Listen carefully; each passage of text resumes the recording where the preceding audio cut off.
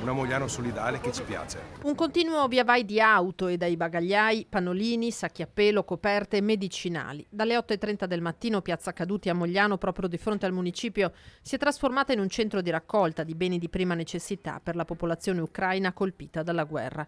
Stamane mi si è riempito il cuore nel vedere centinaia di moglianesi riversarsi in piazza per donare, ha commentato il sindaco Davide Bortolato, che ha inoltre ringraziato le realtà che si sono messe al lavoro per raccogliere, stoccare e spedire i beni raccolti, Protezione Civile, Proloco, Caritas, Scout, ma anche assessori comunali.